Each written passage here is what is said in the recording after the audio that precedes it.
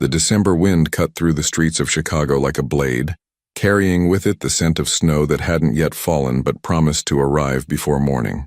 The city was alive with the chaos of Christmas Eve, last-minute shoppers rushing through crowded sidewalks, street vendors hawking roasted chestnuts, carolers stationed on corners singing hymns that echoed off the tall buildings. Lights twinkled from every storefront window, red and green and gold, casting a warm glow that seemed to promise magic and hope. But in the Romano mansion, perched on a sprawling estate 20 miles outside the city, none of that warmth penetrated. The house was a fortress, 3 stories of stone and steel, surrounded by walls topped with security cameras that swept the perimeter in endless, vigilant rotations. Armed guards stood at the gates, their breath visible in the cold air, hands never far from the weapons concealed beneath their coats. More guards patrolled the grounds, their footsteps crunching on the frozen grass, their eyes scanning for threats that might never come but could never be dismissed. Inside, the mansion was silent, not the peaceful silence of a quiet evening, but the heavy, oppressive silence of a place where joy had been suffocated by fear. The marble floors stretched endlessly, polished to a mirror shine that reflected the crystal chandeliers hanging overhead. Expensive paintings lined the walls, masterpieces that cost more than most people earned in a lifetime, but no one stopped to admire them. The furniture was immaculate, untouched, arranged with the precision of a museum display. Everything in the house was perfect, controlled, and utterly devoid of life. Vincent Romano stood in his office on the 2nd floor, staring out the bulletproof window at the winter landscape beyond. He was 42 years old, though the weight he carried made him feel decades older. Tall and broad-shouldered, with dark hair beginning to silver at the temples, he commanded attention without effort. His suit was custom-tailored, dark gray with subtle pinstripes, fitted perfectly to his frame. A watch that cost more than a car gleamed on his wrist. Everything about his appearance spoke of power, control, and wealth, but his eyes told a different story. They were gray like storm clouds before rain, and they held a coldness that made grown men look away. Vincent Romano was not a man you crossed, not a man you questioned.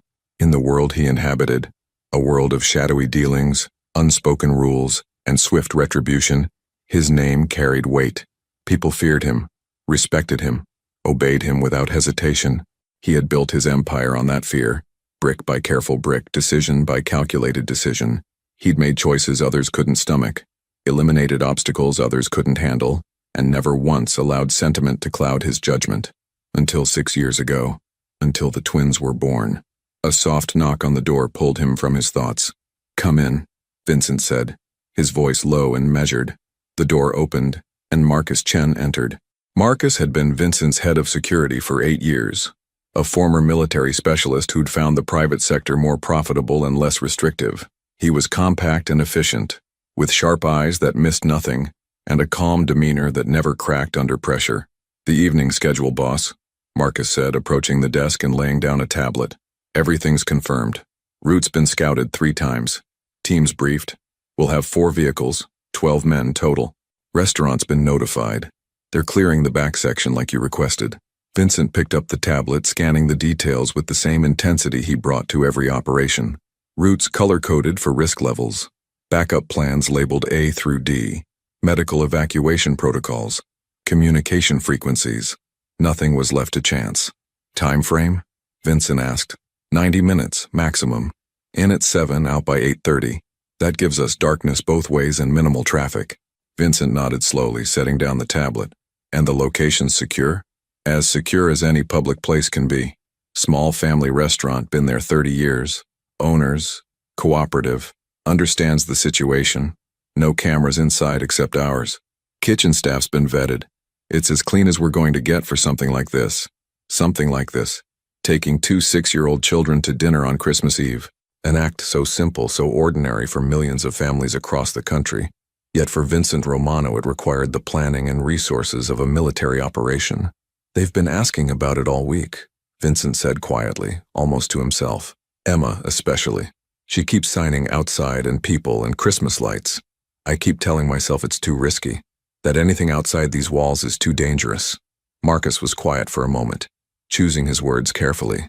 "With respect, boss, they're 6 years old. They've barely left this property in their entire lives. At some point. What?" Vincent's voice sharpened.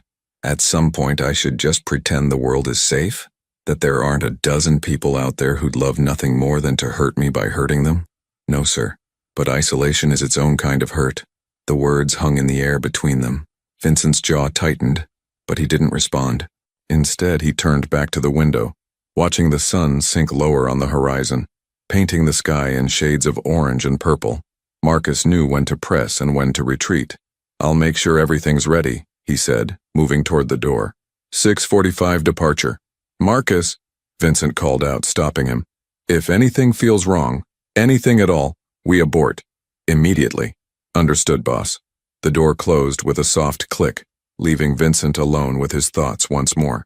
3 floors below in the mansion's east wing, the twins were in their playroom. It was the one room in the entire house that showed signs of actual life. Toys were scattered across the plush carpet, building blocks and stuffed animals and puzzles in various states of completion. A small table in the corner held art supplies, crayons and markers and papers covered in the enthusiastic scribbles of children still learning to control their small hands. The walls were painted a soft yellow, warmer than the cold whites and grays that dominated the rest of the house, and someone, probably the housekeeper, Mrs. Chen, had put up construction paper decorations for Christmas. Emma Romano sat cross-legged on the floor, her dark curls falling around her face as she concentrated on a puzzle.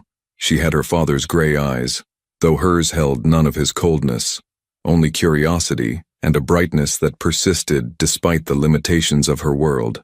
She wore a red sweater with a reindeer on it, specially chosen for tonight's outing, though she didn't fully understand where they were going or why it was special. Her brother Liam was at the window, his hands pressed against the glass as he stared at the grounds beyond. He was taller than his sister by an inch, with the same dark hair, but his mother's softer features, or so Vincent had been told. Vincent never spoke about their mother, and the twins had no memories of a woman they'd never known. Liam turned from the window and began signing rapidly to his sister, his small hands forming the shapes with the fluency of a native speaker. "Emma, look, snow, maybe." Emma looked up from her puzzle, her face brightening. She signed back, equally fluent. "Snow?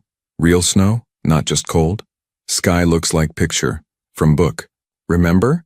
Their communication was beautiful in its silence, a complete language that existed in movement and expression, in the tilt of a head and the speed of hands.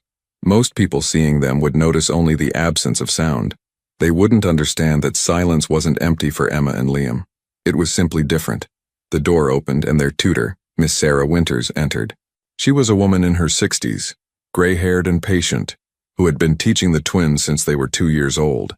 She was one of only 3 people in the household who were fluent in American Sign Language, Vincent being another, though his signing was more functional than elegant, and Mrs. Chen knowing only basic phrases.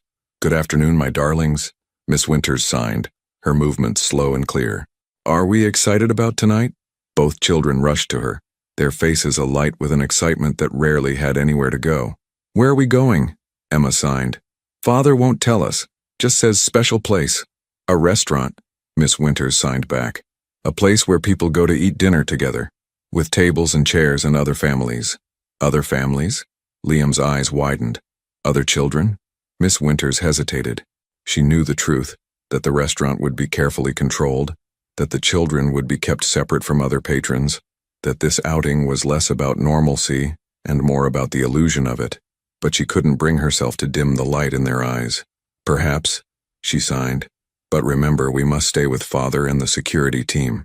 We must listen and be careful. Always careful," Emma signed, and there was something sad in the gesture. Always guards, always watching. Miss Winters knelt down, bringing herself to eye level with the little girl. "Your father loves you very much. Everything he does is to keep you safe." "Safe from what?" Liam signed. "We don't understand. What's out there that's so scary? How do you explain the reality of Vincent Romano's world to 6-year-old children? How do you tell them that their father's business, the sources of the wealth that surrounded them, the reasons for the guards and the walls, came with enemies? That there were people who would harm innocent children simply to send a message, to gain leverage, to strike at a man who had struck at them? You don't," Miss Winters thought. "You let them have their childhood innocence for as long as possible. The world can be complicated," she signed carefully. "But tonight, we're just going to have dinner and see Christmas decorations. Would you like to practice your table manners?" The children groaned in unison. a sound they could make even if they couldn't hear it, a vibration in their throats that expressed their feelings perfectly. Vincent entered the playroom at 6:30, precisely 15 minutes before departure. He changed from his business suit into something slightly less formal. Dark slacks, a black sweater, a coat that concealed the firearm he never went without. His presence immediately changed the energy in the room, as it always did. Even his own children felt the weight of his authority. "Father," Emma signed, rushing to him. Liam followed more slowly, always the more cautious of the two. Vincent knelt down, bringing himself to their level, something he did consciously, remembering advice from a child psychologist he'd consulted years ago. Make yourself smaller. Meet them where they are. Show them they matter more than your power. "Are you ready for our adventure?" he signed, his movements less fluid than Miss Winters, but clear enough. "Yes," Emma signed enthusiastically. "Miss Winters says there will be decorations, and other people, and special food." "All of that," Vincent confirmed. "But remember our rules. You stay close to me. You hold hands with Miss Winters. You don't wander off. You don't approach strangers. Understood?" Both children nodded solemnly, signing their agreement. Vincent studied their faces, so young, so innocent, so completely dependent on him for everything. The weight of that responsibility was crushing sometimes. Every decision he made, every risk he calculated, every enemy he created in his business dealings, all of it had consequences that could touch these two small lives. Their mother would have handled this differently, he thought. Not for the first time. Isabella would have known how to balance protection and freedom, how to let them experience the world without drowning in fear. But Isabella had died bringing them into the world, and Vincent was left to figure it out alone. "Come," he signed, standing and offering each child a hand. "The cars are waiting." The convoy assembled in the circular driveway like a small military operation. 4 black SUVs, identical and unmarked, their windows tinted dark enough to be illegal in most states. The lead vehicle carried 3 security personnel. Vincent, the twins, and Miss Winters would ride in the second vehicle with Marcus driving and another guard in the passenger seat. The third and fourth vehicles carried additional security and equipment. Mrs. Chen stood in the doorway watching as they loaded the children into the car. She'd worked for Vincent for 5 years, and in that time, she'd never seen him take the children anywhere public. Her husband Marcus had briefed her on the plan, and she'd spent the day worrying. "Be safe," she called out, knowing they couldn't hear her but needing to say it anyway. Vincent caught her eye and nodded once, a gesture of acknowledgement and reassurance. Inside the SUV, Emma and Liam pressed their faces to the windows, watching the gates swing open. They'd been through those gates only a handful of times in their lives, always heavily protected, always to medical appointments or the occasional visit to Vincent's private office in the city, never for something as simple as dinner. The world beyond the gates was already dressed for Christmas. Houses they passed had lights strung along roof lines, inflatable snowmen and reindeer in yards, wreaths on doors. The twins signed rapidly to each other, pointing out everything they saw, their excitement building with each block. Vincent watched them, feeling something unfamiliar tighten in his chest. It might have been joy, watching his children experience something so simple, or it might have been fear, knowing how many things could go wrong. With Vincent, it was often hard to tell the difference. Marcus navigated the streets with practiced efficiency, taking a route they'd scouted multiple times. The other vehicles maintained precise distances, close enough for rapid response, far enough to avoid looking like an obvious convoy. To most observers, they'd just look like traffic. "ETA 12 minutes, Marcus said quietly, his voice calm and professional. "Traffic's light. Everything's clear." Vincent nodded, his hand resting on his phone, ready to abort the entire operation if Marcus gave the word. In the back seat, Miss Winters kept the children engaged, signing about the Christmas story, about traditions, about what they might see at the restaurant. She was good at her job, patient and kind, genuinely caring for these isolated children who had so little contact with the world. "Will there be music?" Emma signed. "Like in the books?" Miss Winters glanced at Vincent, unsure how to answer. The children understood intellectually that hearing people experienced sound. They'd read about it, seen videos with captions, but they couldn't truly comprehend what they were missing. "There might be," Miss Winters signed carefully. "But remember, we experience the world differently. We feel vibrations. We see expressions and movements. That's our music." Emma seemed satisfied with this answer, turning back to the window. The restaurant came into view 8 blocks later, a small, family-owned Italian place called Marino's, tucked between a dry cleaner and a bookshop that had been there since the 1950s. It wasn't fancy, wasn't trendy, wasn't the kind of place Vincent Romano would normally be caught in, but that was precisely why Marcus had chosen it. Low profile, established ownership, good sightlines, only 2 entrances, perfect for control. The convoy pulled into the alley behind the restaurant, away from the street traffic. The lead vehicle disgorged its team first, 4 men who immediately secured the perimeter, checking doorways and windows with practiced efficiency. Only when they signaled all clear did Marcus open Vincent's door. "We're good," Marcus confirmed. "Back entrance is clear, sections ready, teams in position." Vincent stepped out, immediately scanning the environment with the instincts that had kept him alive for 2 decades. Then he turned back to help the children out of the SUV. Emma and Liam emerged slowly, their eyes wide as they took in this new environment. Even the alley was exciting to them. Dumpsters and fire escapes and the back doors of businesses, all mundane details that were completely foreign to children who lived behind walls and gates.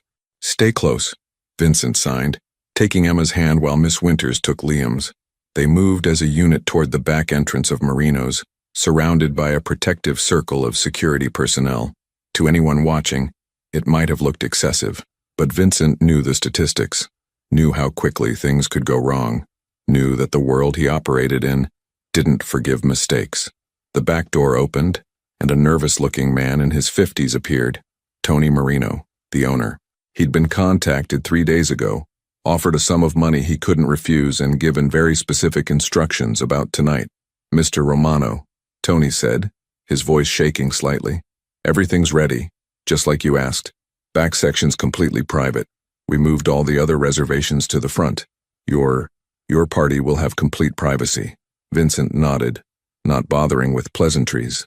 He stepped inside, pulling Emma with him, his eyes immediately cataloging exits, potential threats, positions of his security team.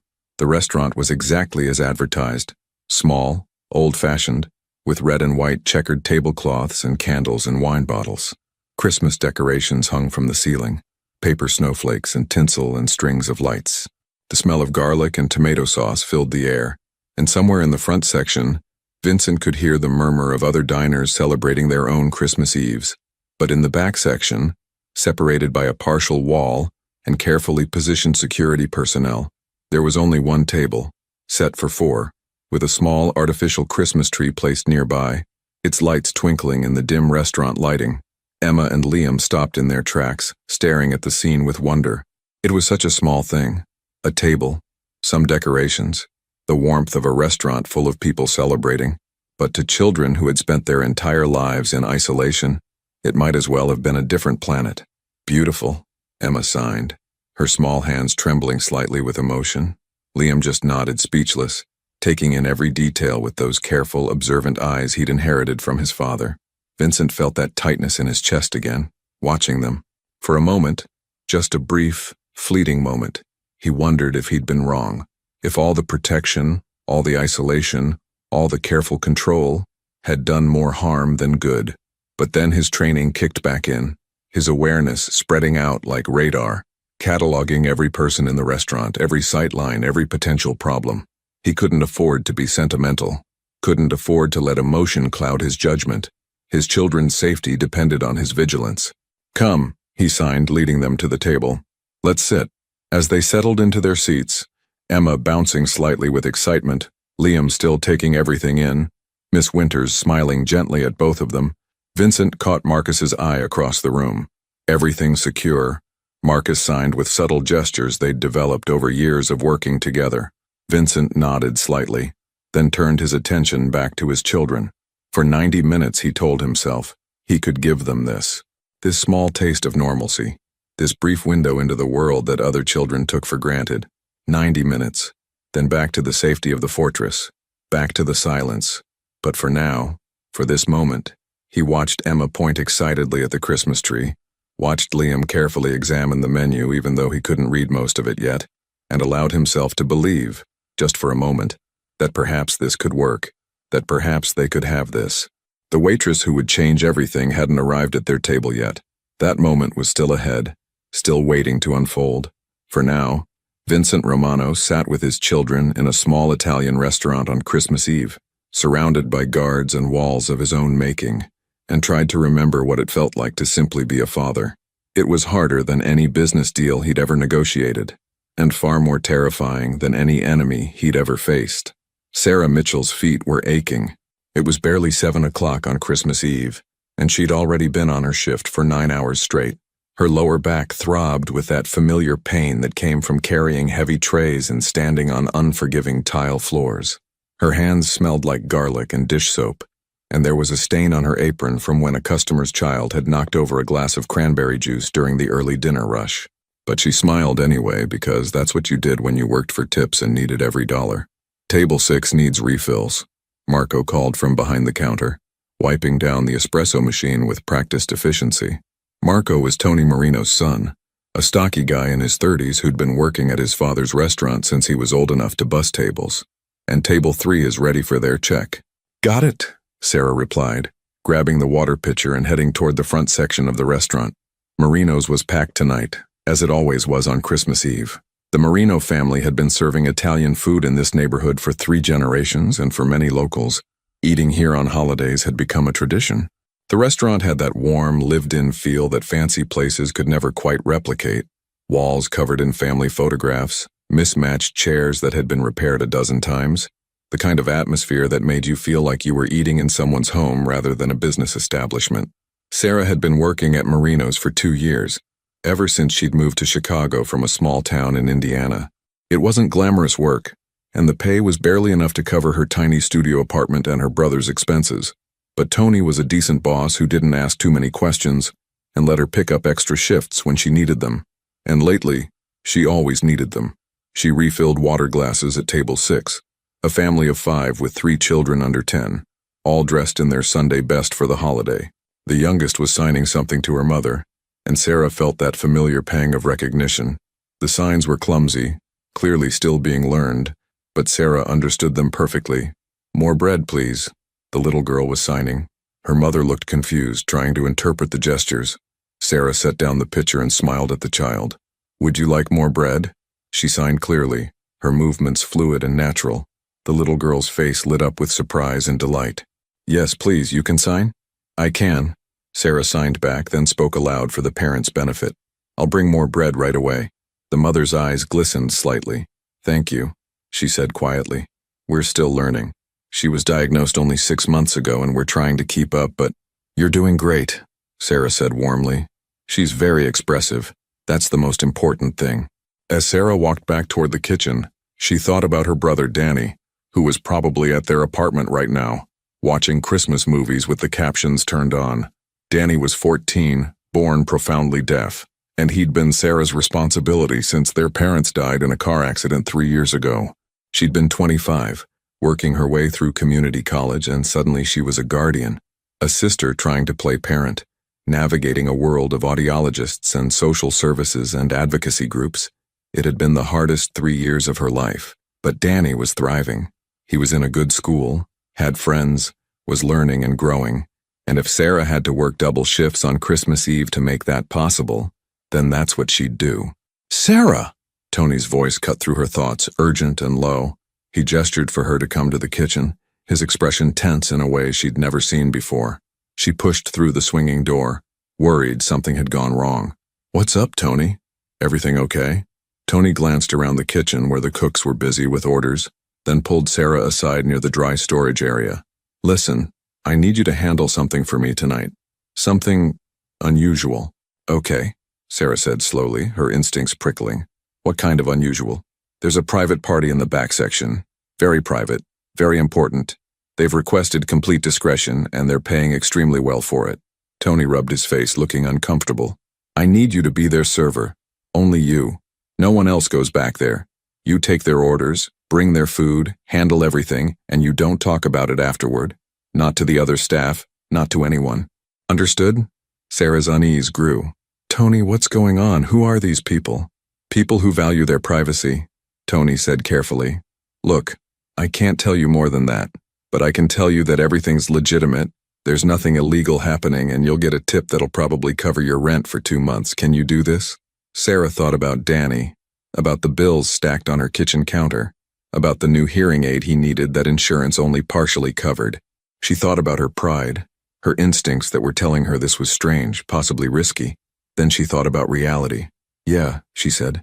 "I can do it." Tony's shoulders sagged with relief. "Thank you. Just be professional, be quiet, and don't ask questions. They'll let you know what they need." He handed her a small notepad and pen, then pointed toward the partial wall that separated the back section from the main dining area. Sarah had worked here for 2 years and couldn't remember that section ever being closed off like this. She smoothed down her apron, tucked a strand of her light brown hair back into her ponytail, and took a deep breath. Whatever this was, she could handle it. She'd handled harder things. Sarah stepped around the partition and immediately understood why Tony had been nervous. The back section had been transformed. All the tables except one had been removed, creating an open space that felt more like a private dining room than part of a restaurant. The single remaining table was set for 4, with cloth napkins instead of paper, real wine glasses instead of the usual cheap tumblers, and a small Christmas tree positioned nearby with carefully arranged presents underneath it. But what really caught her attention were the men. There were at least 5 of them positioned around the room's perimeter, standing rather than sitting, their postures alert and watchful. They were all wearing dark clothing, suits or tactical gear, she couldn't quite tell in the dim lighting, and they all had the same hard-eyed, observant look that made Sarah's instincts scream danger. Security. These were security personnel. What kind of family needed this level of protection for a Christmas Eve dinner? At the table sat a man who could only be described as commanding. He was in his 40s, broad-shouldered and impeccably dressed despite the casual setting. His dark hair was streaked with gray at the temples, and his face had the kind of sharp, angular features that would photograph well but seemed carved from stone in person. He sat with perfect posture, his hands resting on the table, his eyes scanning the room with the constant vigilance of someone who never truly relaxed. Next to him were 2 children, twins, Sarah realized immediately. A boy and a girl, maybe 6 years old, with matching dark curls and wide gray eyes that held a mixture of excitement and nervousness. They were dressed nicely, the girl in a red sweater and the boy in a button-down shirt, and they were looking around the room with the wonder of children who didn't get out much. An older woman sat on the children's other side, gray-haired and gentle-looking, her posture protective as she kept one hand on each child's shoulder. Sarah approached the table, her professional smile in place despite her racing thoughts. "Good evening. Welcome to Marino's. My name is Sarah, and I'll be taking care of you tonight. Can I start you off with something to drink?"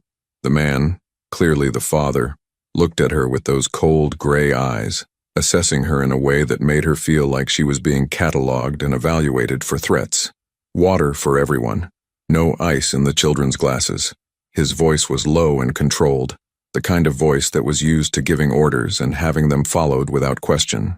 "Of course," Sarah said, writing it down even though it was simple enough to remember. "I'll be right back with those." As she turned to leave, she noticed something. The little girl was signing to her brother, her hands moving in quick, fluid gestures. The boy signed back, his movements equally natural. Sarah's step faltered slightly. The children were deaf.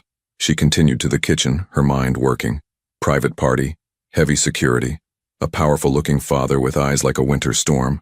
2 deaf children who seemed both excited and nervous to be in this public space. Whatever this family story was, it wasn't simple. Sarah returned with a tray of water glasses, setting them down carefully at each place. The children watched her with curious eyes, and the older woman, their tutor or nanny perhaps, smiled politely. "Thank you," the woman said warmly. "The children would like to look at the menu, please." Sarah distributed the menus, noting that the children immediately opened theirs and began pointing at the pictures, signing rapidly to each other. The father watched them with an expression that was hard to read. Protective, certainly, but also something else. Sadness, maybe. Or fear. "Take your time deciding," Sarah said. "I'll check back in a few minutes." She retreated to give them privacy, though she kept them in her peripheral vision as she attended to her other tables in the front section. The contrast was striking. In the main dining room, families laughed and talked loudly. Children ran between tables. Couples held hands over their meals. The atmosphere was warm and chaotic and alive. But in that back section, separated by just a partial wall, everything was contained, controlled. The children's excitement was muted, channeled through silent hand gestures. The father's attention never wavered from his surroundings. The security personnel remained motionless, like statues. It felt less like a family dinner, and more like a military operation. 5 minutes later, Sarah returned to take their orders. The older woman spoke for the group, having apparently consulted with the children. The children would both like the spaghetti with butter and cheese. Simple, please, nothing too heavily seasoned. I'll have the chicken marsala, and Mr. Romano will have lasagna, the man, Mr. Romano said shortly, and a glass of the house red. Sarah wrote it all down, then hesitated. The little girl was tugging on the older woman's sleeve, signing something urgently. The woman watched, trying to interpret, her brow furrowing slightly. She's asking if she can have extra cheese, Sarah said quietly, without thinking. Everyone at the table froze. The older woman's eyes widened. The father's head snapped toward Sarah so fast she instinctively took a step back. Even the security personnel seemed to shift, their attention suddenly laser-focused on her. What did you say? Mr. Romano asked, his voice dangerously soft. Sarah's heart hammered. Had she made a mistake? Overstepped somehow? The little girl was signing. She was asking if she could have extra cheese on her pasta. I'm sorry, I didn't mean to intrude. You know sign language? The father's eyes had changed, the coldness replaced by something Sarah couldn't quite identify. Surprise, suspicion, and underneath it all, something that might have been hope. Yes, sir, American Sign Language, I'm fluent. The little girl's eyes lit up like stars. She immediately began signing rapidly, her hands moving so fast Sarah almost couldn't keep up. You can understand me? Really understand? Not just some signs, but all of them? Can you teach me new signs? Do you know other deaf people? Have you ever been to a deaf school? Why do you work here? Do you like Christmas? Can you see the tree? Isn't it pretty? Sarah couldn't help but smile at the barrage of questions. She knelt down slightly, bringing herself to the child's eye level, and signed back just as fluently. Yes, I can understand you perfectly. I'd love to teach you new signs if your father says it's okay. I know many deaf people. My little brother is deaf. I work here because I like helping people enjoy good food. I love Christmas. And yes, the tree is absolutely beautiful. The little girl's whole face transformed with joy. She grabbed her brother's arm, signing excitedly. Liam, she can talk to us. She understands. The boy, Liam, looked at Sarah with more caution than his sister, but there was curiosity in his eyes too. He signed slowly, carefully. What's your name? My name is Sarah, she signed back. What are your names? I'm Emma, the girl signed, practically bouncing in her seat. And this is Liam. We're twins. We're 6 years old. We've never met someone outside our house who can sign. Well, except Miss Winters and Father and some of the staff, but they learned for us. You already knew how. Sarah glanced up at the father, Mr. Romano, who was watching this interaction with an expression that was impossible to read. The older woman, Miss Winters apparently, had tears in her eyes. Is it all right if I communicate with them? Sarah asked carefully, standing back up and addressing the adults. I don't want to overstep. Mr. Romano was silent for a long moment, his jaw working as if he was grinding through some internal decision. Finally, he nodded once, sharply. It's fine. But his eyes never left Sarah, watching her with an intensity that made her acutely aware of every movement she made. Emma immediately started signing again. Can you tell us about the restaurant? We've never been to one before. Not really. Father says we went when we were babies, but we don't remember. What do all these people do here? Why is it so busy? Do they all know each other? Sarah's heart clenched at the innocent questions. These children had never been to a restaurant before. At 6 years old, what kind of life were they living? She signed back patiently. A restaurant is where people come to eat food they didn't cook themselves. All these families are here celebrating Christmas Eve together. Most of them don't know each other. They just all chose to come to the same place. See that family over there? She pointed subtly toward the main dining room, where a multi-generational group was laughing loudly. They're probably grandparents, parents, and children all having dinner together to celebrate the holiday. Can we see them? Liam signed, his caution giving way to curiosity. Can we go look? Mr. Romano's response was immediate and firm. No.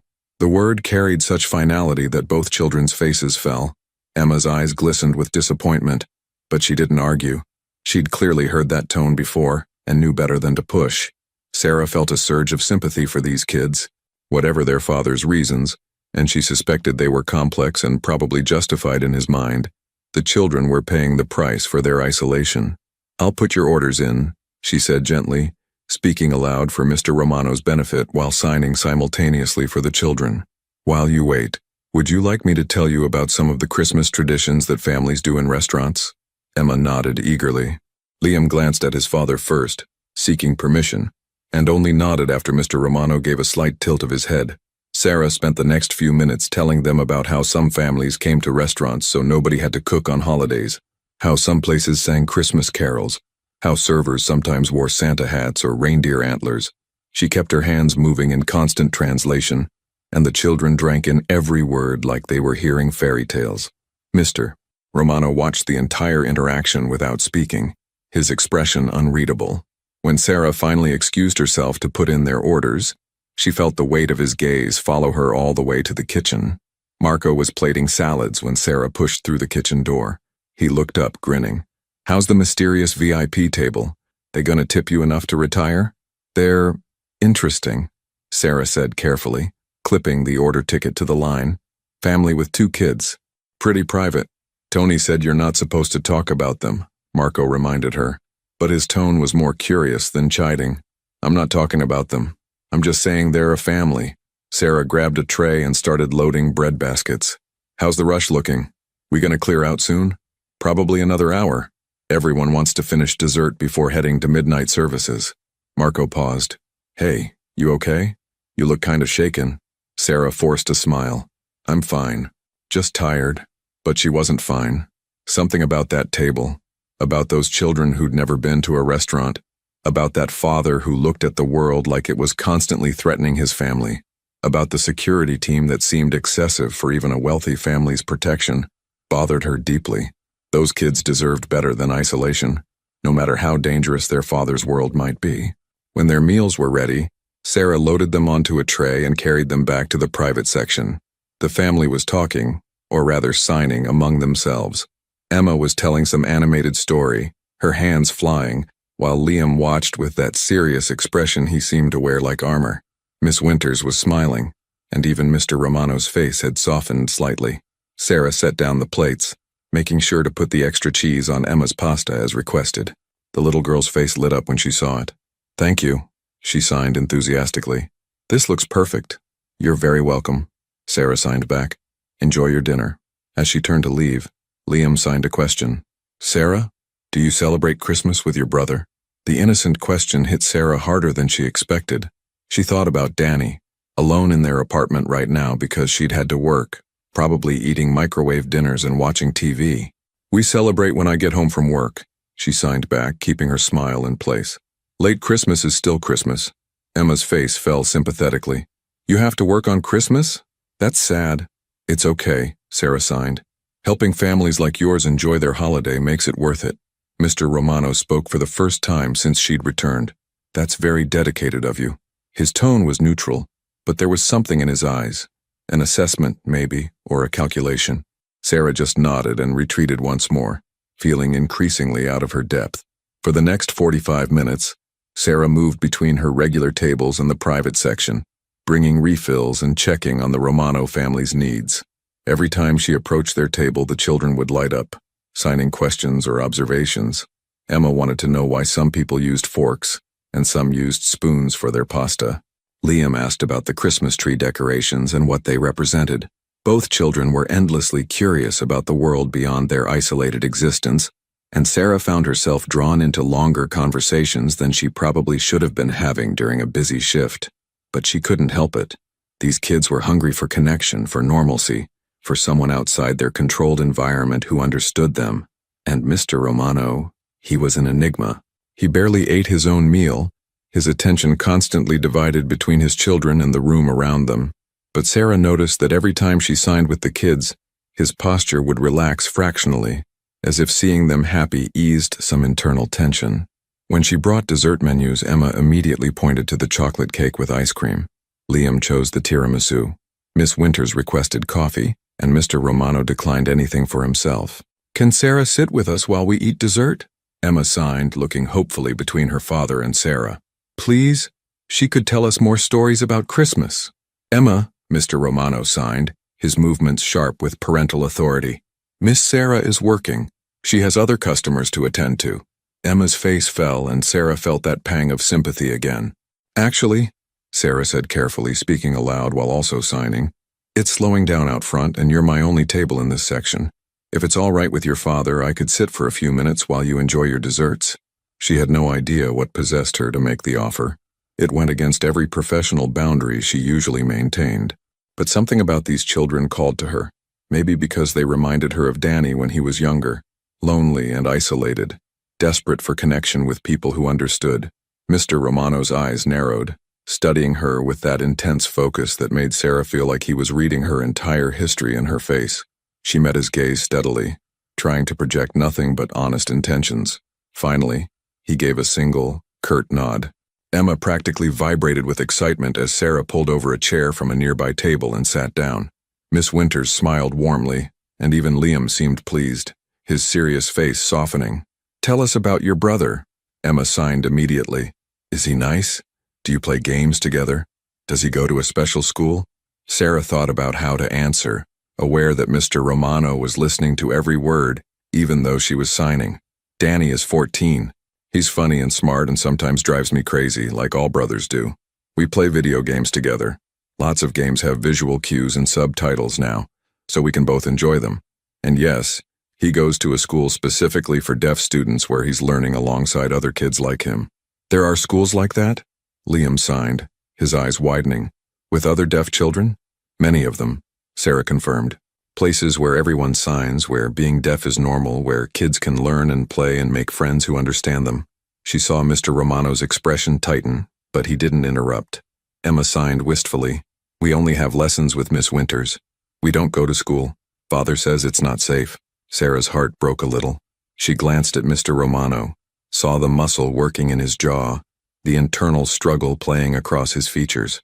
"Your father loves you very much," Sarah signed carefully, choosing her words with diplomatic precision. "I'm sure he has good reasons for his decisions, but that doesn't mean you can't learn about the world and dream about possibilities." Miss Winters nodded approvingly at the response. Mr. Romano said nothing, but Sarah thought she saw a flicker of something, gratitude maybe, in those cold eyes. The desserts arrived, carried out by Marco, who gave Sarah a curious look when he saw her sitting at the table. She'd owe him an explanation later, but for now, she focused on the children. Emma dove into her chocolate cake with the enthusiasm of a 6-year-old who didn't get sweets often. Liam was more cautious, carefully tasting the tiramisu and signing his approval to Miss Winters. "What's Christmas like at your home?" Emma signed between bites, her face smudged with chocolate. "Do you have a big tree? Lots of presents? Do people come visit?" Sarah thought about her small apartment, the modest tree she and Danny had decorated with ornaments from the dollar store, the handful of presents she'd scrimped and saved to buy. "Our tree is smaller than yours, but we decorated it together, which made it special. We don't have lots of presents or visitors, but we have each other. That's what matters most." "Do you and Danny talk in signs all the time?" Liam asked. "Even when you're alone?" "Mostly," Sarah confirmed. "Sometimes I'll speak while signing, but Danny is my primary language partner, so signing is natural for us. It's how we communicate best. Father learned to sign for us." Emma signed, looking at Mr. Romano with clear adoration. "He practices every day to get better. Miss Winters says he's very dedicated." Sarah glanced at Mr. Romano, saw him shifting uncomfortably with the praise. "That's wonderful," she signed. "Learning a new language as an adult is difficult. It shows how much he cares about connecting with you." For the first time all evening, Mr. Romano's expression softened genuinely. It transformed his face, making him look younger, less dangerous, almost vulnerable. "They're worth any effort," he said quietly, and though the words were simple, they carried enormous weight. The moment hung in the air, intimate and revealing, before one of the security personnel stepped forward and murmured something in Mr. Romano's ear. Immediately, the softness vanished. The walls went back up. Mr. Romano checked his watch and nodded curtly. "We need to leave," he announced, signing simultaneously for the children. "It's getting late." "Already?" Emma signed, disappointed. "But we were having such a nice time. We've been here 90 minutes. Mr. Romano responded, his tone brooking no argument. That was the agreement. 90 minutes. Precisely the time frame Tony had mentioned. This entire evening had been planned down to the minute. Sarah stood, stepping back to give them space. "I'll get your check," That won't be necessary, Mr. Romano said, pulling a money clip from his pocket. He counted out bills without looking at them. Hundreds, Sarah realized with shock, and placed them on the table. It was easily 4 or 5 times what the meal cost. Sir, that's too much, Sarah protested automatically. Consider it compensation for your time, Mr. Romano replied, standing. And for your discretion. We were never here. You never saw us. Understood? There was no threat in his voice, but there didn't need to be. The message was clear. Understood. Sarah agreed. Emma rushed forward, grabbing Sarah's hand. Thank you for talking to us, she signed with one hand, tears glistening in her eyes. This was the best night ever. Liam joined his sister, signing more formally. It was an honor to meet you, Miss Sarah. Thank you for making us feel normal. The words pierced Sarah's heart. These children just wanted to feel normal. And apparently, 90 minutes in a restaurant with someone who could communicate with them naturally was the highlight of their isolated lives. It was my honor, Sarah signed back, crouching down to their level. You two are wonderful kids. Don't ever forget that you deserve happiness and connection, and all the normal things other children have. She saw Mr. Romano tense at the implicit criticism in her words, but she didn't take them back. These kids needed to hear it. Miss Winters gathered the children, preparing to leave. The security team moved into formation around them, creating that protective bubble again. Mr. Romano paused before following them, looking at Sarah with an expression she couldn't read. You were kind to my children tonight. That's not something I'll forget. They're easy to be kind to, Sarah replied. They're good kids who deserve more than... She stopped herself, knowing she was overstepping. More than what? Mr. Romano asked, his voice dangerously quiet. Sarah met his eyes, refusing to back down despite every instinct screaming at her to be careful. More than walls and isolation. They deserve friends and experiences and the chance to be children in the real world. For a moment she thought she'd gone too far. Mr. Romano's face hardened, and she could feel the tension radiating from the security team. Then, unexpectedly, he nodded slightly. Perhaps you're right, but the real world is dangerous for children like mine. More dangerous than you could possibly understand. Maybe, Sarah conceded, but a cage is still a cage, even if it's gilded and well-intentioned. The words hung between them, challenging and honest. Mr. Romano's jaw tightened, but he didn't respond. Instead, he pulled a business card from his pocket and placed it on the table next to the cash. If you're ever in need of work that pays better than this, call that number. Ask for Marcus, tell him Vincent sent you. Vincent. So that was his first name. I'm fine where I am, Sarah said, though she pocketed the card anyway. Rent was rent after all. The offer stands regardless. Vincent Romano turned to leave, then paused once more. And Miss Mitchell, yes, I know your name, I know where you live, and I know about your brother. If I were a different kind of man, that knowledge might worry you. But I'm giving you my word that no harm will come to you or your family as a result of tonight. You showed my children kindness when you didn't have to. That means something. The casual revelation that he'd investigated her should have been terrifying. Instead, Sarah just felt tired. I showed them kindness because they're kids who needed it, not because I wanted anything from you. I know, Vincent said quietly. That's precisely why it matters. He walked away, and the Romano family disappeared into the cold December night, surrounded by their security detail, leaving Sarah standing alone in the empty back section with a table full of cash and more questions than answers. Marco found her 5 minutes later, still standing there staring at the money on the table. Holy, he breathed, seeing the bills. Sarah, how much did they leave you? Too much, Sarah murmured, finally moving to collect the cash. She counted it quickly, $800, for 90 minutes of work. Who were they? Marco asked. Celebrities? Politicians? Some kind of witness protection family? I don't know, Sarah lied, remembering Vincent's request for discretion. Just a private family who valued their privacy. She cleaned the table mechanically, her mind replaying the evening. Those children's faces when they realized she could communicate with them. The way Emma had hugged her before leaving. Liam's careful thank you. Vincent Romano's cold eyes that had briefly shown warmth when he looked at his kids. And his warning about the real world being dangerous for them. What kind of life did that man live that required such extreme security? What had he done, or what had been done to him, that made him believe his children couldn't safely experience a normal childhood? Sarah finished her shift in a daze, deflecting Marco's questions, avoiding Tony's knowing looks. When she finally clocked out at 10:30, She stood in the cold December air outside Marino's, the business card heavy in her pocket. She should throw it away, should forget this entire strange encounter. But she thought about Emma and Liam, trapped in their fortress of safety, desperate for connection with the world. And she thought about Vincent Romano's face when his children smiled. Sarah pulled out her phone and called Danny. "Hey." She signed into the video call when his face appeared on screen. "Merry Christmas. I'm coming home. Want to watch a movie?" Danny's face lit up and he signed back enthusiastically. "Finally, I've been waiting all night. Everything okay? You look weird." "Yeah," Sarah signed, smiling despite everything. "Just had an interesting night at work. I'll tell you about it later. Love you." "Love you too," Danny signed back. As Sarah walked toward the bus stop, snow finally beginning to fall on Chicago's streets, she made a decision. She didn't know what Vincent Romano's story was, and she probably never would. But if those children ever needed someone who understood them, someone outside their isolated world, she'd keep the card, just in case. Because every child deserved at least one person who saw them as more than a security risk. Even the children of dangerous men. 3 days after Christmas, Vincent Romano stood in his office, staring at a file that had been on his desk since the morning after their restaurant visit. Sarah Mitchell, 28 years old, guardian to her younger brother Daniel Mitchell, age 14, profoundly deaf since birth, parents deceased 3 years prior in a traffic accident, no criminal record, no outstanding debts beyond normal student loans, worked at Marino's for 2 years, consistent employment history before that, lived in a modest studio apartment in a decent neighborhood. The file contained everything Marcus could find about her, which meant it contained everything there was to find. Vincent had learned long ago that knowledge was protection, information was power, and understanding potential threats before they materialized was the difference between life and death in his world. But Sarah Mitchell wasn't a threat.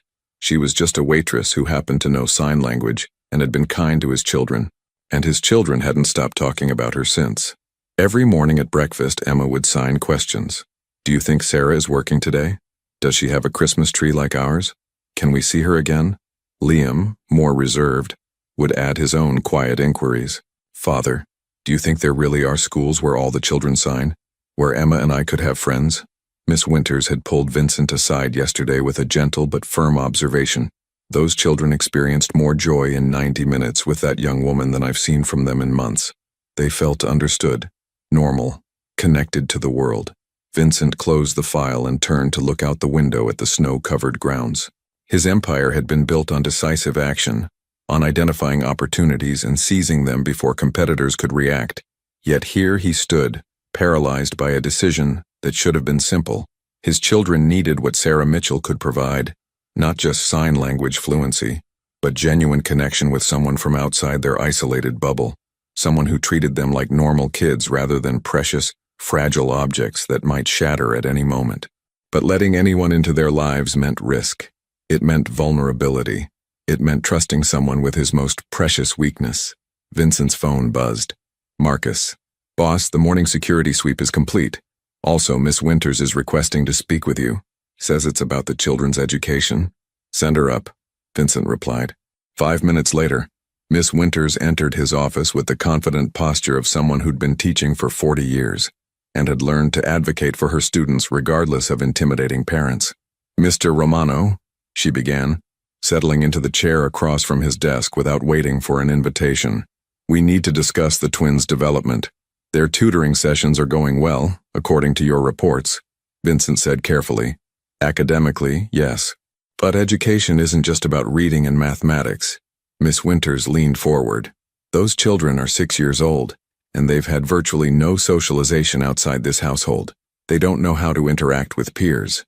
They have no concept of friendship, of conflict resolution, of the social skills that children naturally develop through regular interaction. They're safe here," Vincent countered, though even to his own ears it sounded like a weak justification. "They're isolated here," Miss Winters corrected gently. "And I understand why. I do. But isolation comes with its own costs. Emma is becoming anxious and withdrawn. Liam is developing behavioral patterns that concern me. He's too controlled, too watchful for a child his age. They're absorbing your fear, Vincent, and it's shaping who they're becoming." Vincent flinched at her use of his first name. She rarely did that, reserving it for moments when she needed him to hear her as a person rather than as an employee. "What are you suggesting?" he asked quietly. "The same thing that waitress suggested, whether she realized it or not. Those children need more. They need experiences, connections, opportunities to be children." Miss Winters pulled out her tablet, showing him something she'd prepared. "There's a program, a specialized school for deaf children, excellent reputation, top-tier security that we could supplement. Or if that's too much, we could start smaller. Arrange play dates with other deaf children from families we've vetted. Hire additional tutors who specialize in socialization. Or," Vincent said slowly, the decision crystallizing even as he spoke, "we could bring Sarah Mitchell here, regularly. Let her spend time with the children in a controlled environment where I can ensure everyone's safety." Miss Winters blinked in surprise, then smiled. "That's actually a wonderful idea. She clearly has a gift with them, and her brother's experience could provide valuable perspective. But Vincent, that can't be the only step. It needs to be the first step toward gradually opening their world." "One step at a time," Vincent agreed. "Let me think about the rest." After Miss Winters left, Vincent sat in silence for another 10 minutes before picking up his phone. "Marcus, I need you to make contact with Sarah Mitchell, discreetly. Feel out whether she'd be interested in a private tutoring arrangement." "Tutoring arrangement?" Marcus's voice carried a note of surprise. "Boss, are you sure that's wise?" "No," Vincent admitted, "but I'm doing it anyway. My children deserve more than fear. They deserve a chance at happiness." "Understood. I'll reach out today." Vincent ended the call and returned to staring at Sarah's file. He was inviting a stranger into his home, into his children's lives, based on nothing more than 90 minutes of observation and his children's smiles. In his world, such decisions usually ended badly, but when he closed his eyes, he saw Emma's face lighting up when Sarah signed to her. He heard Liam's quiet question about schools where deaf children could have friends. Some risks were worth taking, even for a man who'd built his life on eliminating risk. Sarah was restocking napkin dispensers when her phone rang with an unknown number. She almost ignored it, probably a spam call, but something made her answer. "Miss Mitchell? This is Marcus Chen. We met briefly on Christmas Eve at Marino's. I work for Vincent Romano." Sarah's heart rate spiked. She glanced around the empty restaurant. It was 2 in the afternoon, the dead zone between lunch and dinner, and stepped into the storage room for privacy. "I remember," she said cautiously. "Is everything all right? The children are fine. Better than fine, actually. They haven't stopped talking about you." Marcus's voice was professional but not unfriendly. "Mr. Romano would like to discuss a business proposition with you. Would you be available to meet with him tomorrow?" "A business proposition?" Sarah's mind raced. "What kind of proposition?" "He'd prefer to discuss it in person, but I can tell you it involves spending time with Emma and Liam. Compensated time, at a rate significantly higher than your current employment." Sarah leaned against the storage shelves, processing this. Vincent Romano wanted to hire her to spend time with his children. The man who'd had her investigated, who lived behind walls and security teams, who clearly operated in a world she couldn't begin to understand. "I don't know," she said honestly. "I appreciate the offer, but I have a job here, and a brother to take care of, and—" "Miss Mitchell?" Marcus interrupted gently. "I understand your hesitation. Believe me, I advised caution myself. But those children need what you can provide. Not just sign language instruction. They have that. They need connection with someone who treats them like normal kids, someone who understands their world but isn't afraid of it." "I saw them for 90 minutes, Sarah protested. "You don't know that I'm the right person for this. Mr. Romano does extensive research before making any decision. He knows your background, your character, your capabilities, and more importantly, his children responded to you in a way they haven't responded to anyone outside their immediate household." Sarah thought about Emma's hug, about Liam's careful thank you, about 2 isolated children desperate for connection. She thought about the $800 in her bank account that had covered Danny's new hearing aid and the overdue electric bill. She thought about Vincent Romano's cold eyes and his admission that the real world was too dangerous for his children. "If I agree to meet with him," Sarah said slowly, "it's just a meeting. No commitments. And I want to know exactly what this proposition involves before I make any decisions." "Completely reasonable," Marcus agreed. "Tomorrow at 2, I can send a car to pick you up." "No car," Sarah said firmly. "Give me an address, and I'll take public transportation. I'm not getting into vehicles with strangers, no matter how well-intentioned." She heard what might have been a chuckle. "Smart. I'll text you the address." It's a coffee shop in Lincoln Park, public and safe. Mr. Romano will meet you there. After hanging up, Sarah stood in the storage room for a long moment, staring at her phone. This was insane. She should delete the text when it came. Forget about the Romano family. Focus on her own life. But she kept seeing Emma's face, hearing her sign. This was the best night ever. Every child deserved more than walls and isolation, even if helping them meant stepping into a world she didn't understand. Sarah pulled out her phone and called Danny. "Hey," she signed when he answered. "I need your advice about something weird." The next afternoon, Sarah arrived at the coffee shop 15 minutes early, wanting to scope out the location and settle her nerves. The place was upscale but not ostentatious. Exposed brick walls, local art displays, the smell of expensive espresso filling the air. Vincent Romano sat in the back corner, positioned so he could see both exits. He wore civilian clothes, dark jeans and a sweater, but somehow still looked like he was conducting a business deal. Two of his security team sat at separate tables, trying and failing to look like normal customers. Sarah approached slowly, her backpack slung over one shoulder, very aware that she was wearing her work clothes and probably smelled like restaurant grease. Vincent stood as she approached, a gesture of respect she hadn't expected. "Miss Mitchell, thank you for coming." "Mr. Romano." Sarah sat across from him, declining the menu the barista brought over. "Let's skip the pleasantries. What exactly do you want from me?" A ghost of a smile touched Vincent's lips. "Direct. I appreciate that." He folded his hands on the table. "My children need what you can provide. Not just sign language fluency. They have excellent instruction in that. They need exposure to someone from outside their isolated world. Someone who can help them understand that being deaf doesn't mean being limited. They need friends their own age," Sarah said bluntly. "They need school, socialization, normal childhood experiences. Eventually, perhaps. But right now they need a bridge. Someone who can help them transition from their protected environment to something more open." Vincent's jaw tightened. "I'm not naive, Miss Mitchell. I know my children's lives aren't normal. I know the isolation has costs. But the alternative is worse." "What alternative?" Sarah asked. "What are you so afraid of?" Vincent was quiet for a long moment, weighing how much to reveal. "I've made enemies in my line of work. People who would harm my children to hurt me. That's not paranoia. It's documented fact. 3 years ago, there was an attempted breach of our security. 2 years before that, credible threats that required us to relocate temporarily.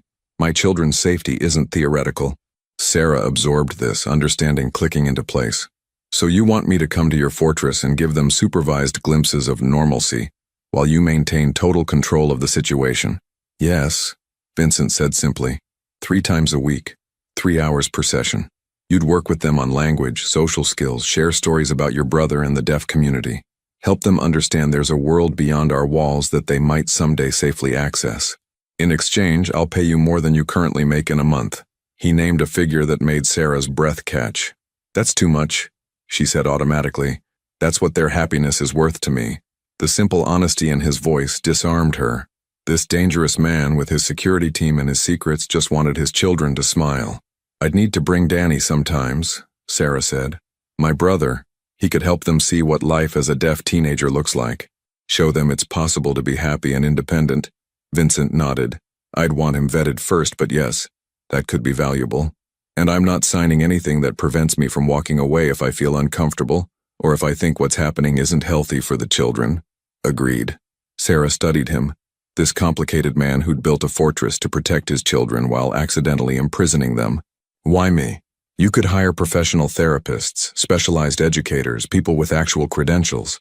"Because my children smiled when they were with you," Vincent said quietly. "Real, genuine smiles I haven't seen in months.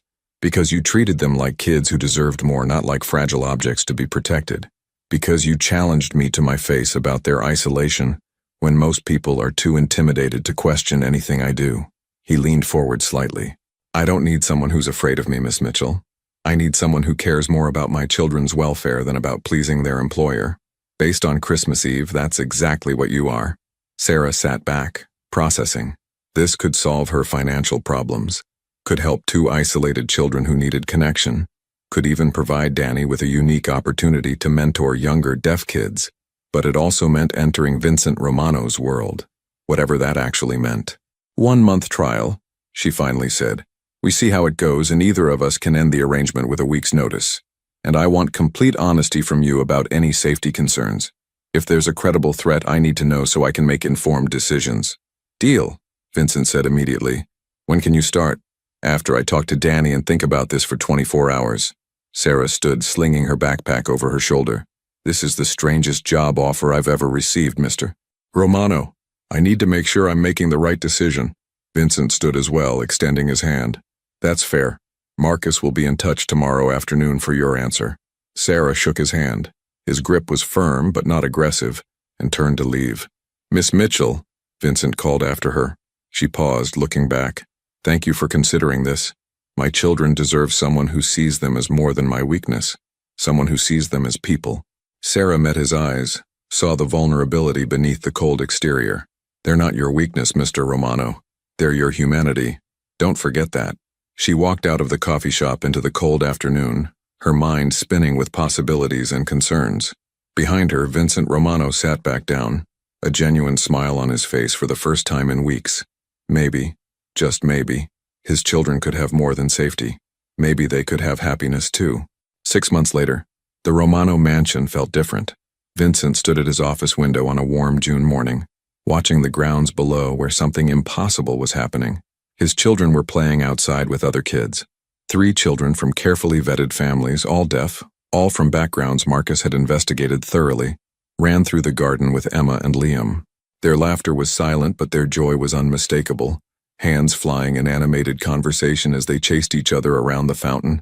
Sarah sat on a bench nearby, signing with another parent, relaxed and smiling in a way that had become familiar over the past months. Danny stood with Liam, showing him something on a tablet, their heads bent together in concentration. Never thought I'd see this, Marcus said quietly, joining Vincent at the window. The fortress has gates that actually open now. Vincent smiled slightly. Controlled gates, on specific days, with full security protocols. Still, it's progress. It was more than progress. It was transformation.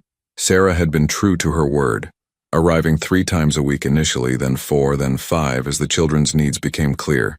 She'd brought Danny, who'd become an unexpected mentor to the twins, showing them that being deaf didn't limit possibilities. She'd shared books, games, stories about the deaf community, slowly expanding their understanding of the world. But more importantly, she'd challenged Vincent at every turn. They need to meet other deaf children, she'd insisted after the first month. They need to leave the property occasionally, she'd argued after the second. They need to attend the deaf community picnic, she'd demanded after the third. Each request had terrified Vincent. Each concession felt like stripping away protective armor. But each time he'd agreed, with conditions, with security, with careful planning, his children had flourished. Emma had transformed from anxious and withdrawn to confident and social. Liam had relaxed, his too watchful demeanor giving way to typical childhood curiosity. They still had challenges, still needed support, but they were becoming children rather than prisoners. The school enrollment papers are on your desk, Marcus mentioned. Sarah thinks they're ready for the fall semester. Vincent's jaw tightened. The specialized deaf school was the final frontier, sending his children somewhere he couldn't completely control, trusting strangers with their safety for hours each day. I know, Vincent said quietly. I'm reading them tonight. Downstairs, Sarah was gathering the children for their afternoon lesson. She'd created a routine the twins thrived on. Structured but flexible, educational but fun, always pushing them gently toward independence while respecting Vincent's security concerns. She'd also somehow become part of their lives in ways Vincent hadn't anticipated. Emma asked for Sarah when she had nightmares. Liam shared his drawings with her first, before anyone else. And Vincent had found himself seeking her opinion on decisions that had nothing to do with education. She'd become trusted, essential, important, and that terrified him more than any business threat ever had. That evening, after the playdate ended and the other families left, Sarah found Vincent in his office. We need to talk about September, she said, settling into the chair across from his desk without invitation, a familiarity she'd earned over months of challenging him. The school, Vincent said, not looking up from the enrollment papers. Yes, Emma and Liam are ready, more than ready. They need this next step. Vincent set down his pen, finally meeting her eyes.